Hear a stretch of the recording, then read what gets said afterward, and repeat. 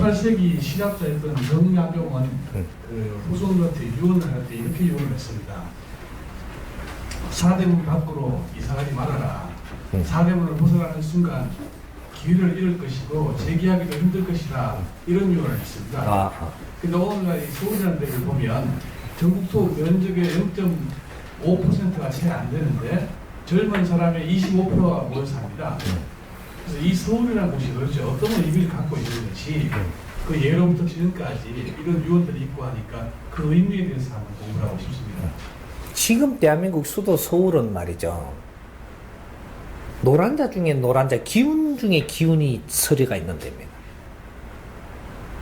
그러니까 여기 기운이 엄청나게 기운이 크니까 이거 다 좋은 거죠. 그래서 여기를 사수하는 거예요. 전쟁을 해도 이걸 사수하는 겁니다. 우리 국민들이 전부 다 서울에 살고 있겠지만 서울엔 기운이 크기 때문에 질량이 큰 일을 하는 사람은 살기 좋고 질량을 작은 일을 하는 사람은 고생 구디기로 사는 데가 서울이에요. 질량 작은 사람은 여기에 살 생각하지 마라 이 말이죠. 질량이 작은 사람은 질량 작은 일을 해야 되고 그래야 살기 좋고 그래서 질량이 모자라면서 서울서 살고 싶은 거죠. 그러니까 희생을 다 해야 됩니다. 그 희생을 전부 다 해야 된다 이 말이죠.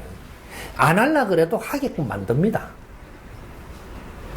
그래서 우리가 예를 들어 이제 내가 비유로 이렇게 말을 할게요. 질량이 작을 때는 어디에 있어야 되느냐? 수행을 한다라고 칩시다. 수행을 한다라고 치는데 우리가 질량이 작을 때, 요럴 때는 소산에서 수행하는 거예요. 지방의 소산. 응? 요런 데 가서 내가 수행을 해가지고 내가 이 수행이 어느 정도 질량이 크지만 큰 산에 갈 수 있는 겁니다.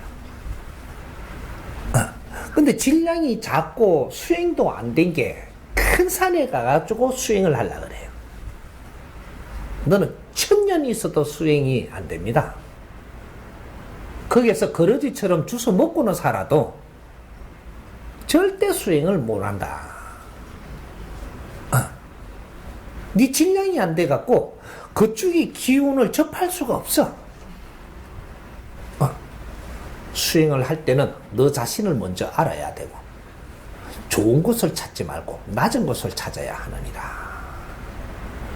수행은 낮은 데서 행하는 것. 낮은 데서 나를 닦고 내가 펼칠 때는 높은 데서 펼치는 것이다. 네가 실력을 갖춘 만큼 그 자리에서 펼치는 것이지. 수행을 할 때는 낮은 데로 가서 수행을 하고. 왜? 네가 모지래니까 수행하는 거 아니냐. 모지래면 모지래는 기운을 품어줄 수 있는 그는 모지래는 놈을 큰 산에서 안 품어줍니다. 똑같은 거죠. 서울에는 모지래는 사람이 오면 품어주질 않습니다. 그래서 발로 들고 차고 그래도 안 나가면 옆구리에 찌르고 그래도 안 나가면 저걸 막 해부도 하고 간도 빼가고 누가 막 그래. 그래서 피도 내놓으라 그러는 거야. 네 장기도 빼갑니다. 왜 그 자꾸 있을 수 없는데 자꾸 있냐? 못 견딥니다. 그래서 쫓아내는 거예요. 5대는 수도 서울이에요. 그러면 이 서울에 가서 내가 진짜 살고 싶다면 공부하는 자세로 올라가라. 그러면 너를 받아준다. 공부를 하러 가면 받아줍니다. 공부를 하는데 어떻게 가냐?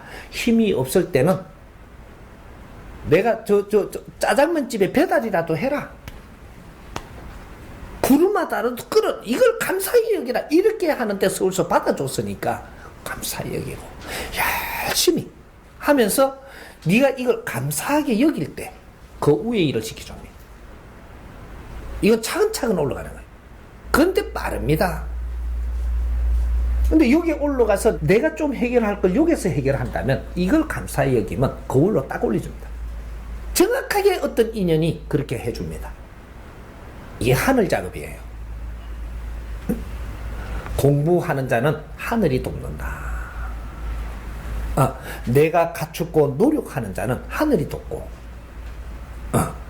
그래서 하늘에서 너를 지켜주기 때문에 분명히 인연들을 보내줘서 너를 이끌어주게 한다. 그래서 너를 키워줍니다. 그래서 내가 힘을 갖추는 만큼씩 올라가라.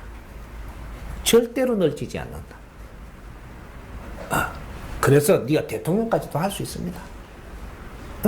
짜장면 배달하던 놈이 대통령 못 한다? 그거 없습니다. 노력하는 자가 대통령 할 수 있다. 할 수 있습니다. 거기서부터 공부를 했고 사회를 보면서 전부 다 흡수하고 나는 감사히 여기고 또 올라간 이 실력자는 세상을 말할 수 있다. 지금 말이죠. 당에서 세력이 좋다 뭐라고 하지만 세상을 알고 바르게 나가면 내가 3번만 이 대통령 출마를 하면 넌 대통령 될 수 있습니다.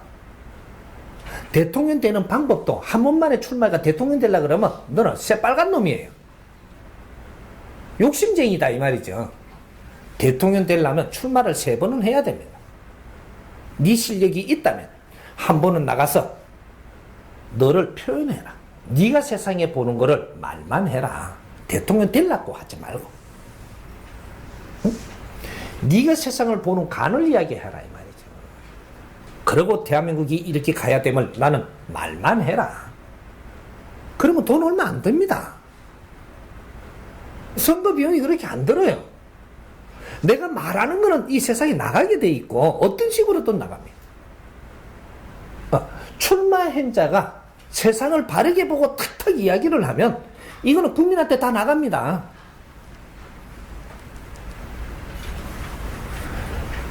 아무것도 이름 없는 게 나와가지고 말을 그렇게 하다 보니까 나중에 개표할 때 보면요. 5%도 나오고 7%도 나오고 그래요. 엄청난 거거든요, 이게. 이게 선거가 끝나면서 이게 따기가 떨어졌잖아요. 감사합니다. 5% 7%를 내한테 이렇게 해준 게 처음에 나온 이 세상에 이름도 없는 게 나와가지고 5% 7% 국민이 이렇게 해주니까 선거 끝나고가 더 중요해. 감사합니다. 눈물로 감사해야 돼요. 눈물로. 그러고 다닙니다.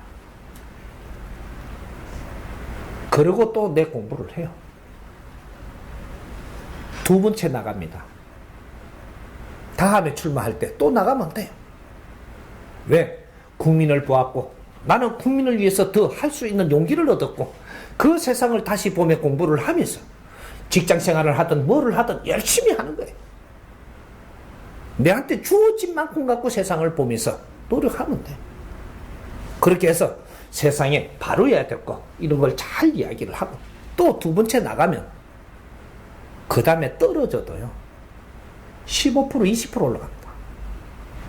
3번째 딱 그대로 해가지고 감사하고 2번째 그렇게 해서 국민들한테 고맙고 다 이렇게 하고 그냥 나는 안 된 거를 섭섭해하지 말고 너무 감사하고 국민들한테 감사하고 그렇게 하고 마무리를 따고 또 직장을 잘 다니면서 세상을 보고 3번째 나가면 너 무조건 대통령이에요. 대통령을 하고 싶다면 네 실력이 있어야 하고 그 실력이 없다면 누구든지 할 수 있는 세상이 정법시대, 후천시대, 홍익시대예요. 나라는 국민이 주인이다. 엄청난 기회를 지금 받고 있는 겁니다. 실력 없다 소리는 안 하고 내 같은 게 무슨 대통령인데 그 실력이 없으니 그 소리를 하지. 한 번만에 나를 대통령 되려고 하는 건 그거는 새빨간 거고 내가 한 번 국민 앞에 나서고 2번째 국민 앞에 나서고 네가 바르게 성장하고 있다면 3번째는 분명히 국민이 품어왔습니다. 2번 다시 그만한 대통령은 뽑지 못하면 그분이 또 해달라고 추대가 나옵니다. 법이 있어도 법을 바꿔서라도 저분을 대통령 하면 더하게 해달라. 실력을 행했다면 나와요. 뭔가 우리가 잣대를 잘못대고 있는. 아무리 힘이 없어도 법칙을 알면 서울은 내가 배우며 살아야 된다. 실력이 없는데 서울에 살려면 배움에 살아야 정확하게 배우면서 올라가면 서울에서 우뚝 솟아오릅니다. 정확하게 배움에 살면 거러지로 왔더라도 이 사람은 대통령도 할 수 있고 이 사람은 귀한 사람으로 성장할 수 있다 이 말이죠. 서울을 지도하는 서울시장도 될 수 있다. 지금은 하바다 대학 나왔다고 네가 시장을 할 수 있고 대통령을 할 수 있는 세상이 아니고 앞으로 미래입니다. 요게 이제부터 시작이에요. 누구든지 대통령을 할 수 있는 사회다. 나라는 국민이 주인이다. 누구든지 실력 있는 사람 나와라. 나오면 내가 키워줄 테니까. 실력 있으면 내한테 와라. 그리고 네가 노력할 거라면 노력을 바르게 하게 해서 너가 대통령도 하게 해줄 것이고 시장도 하게 해주고 국회의원도 하게 해줄게. 바르게 가면 뭐든지 되는 세상이야. 국민은 그만큼 성장돼 있다. 네가 바르게 하면 국민이 본다. 국민들이 좀 더 분별할 수 있는 국민이다 이 말이죠. 바르게 하는 사람이 없으니까 틀리게만 다 하니까 틀린 거 갖고 분별하려고 해. 다 똑같아가지고 분별이 안 되는 게라지. 정법시대 이제부터는 누구든지 바르게 알고 사회에 바르게 접근을 하면 서울서도 살 수 있고 지방에서 사는 데는 지방의 법칙이 있고 서울에 사는 데는 서울의 법칙이 있는 거예요. 질량이 있고 잘난 사람이 서울서 빛나는 데입니다. 서울서 살기 어렵다는 것은 서울에 살면서 네 자리에서 네 일을 못하고 있습니다. 반성해야 되고 모질한 걸 공부해야 되고 그러면 네 자리에서 빛나게 살면 서울만큼 살기 좋은 데는 없습니다. 그게 대한민국 수도 서울이에요.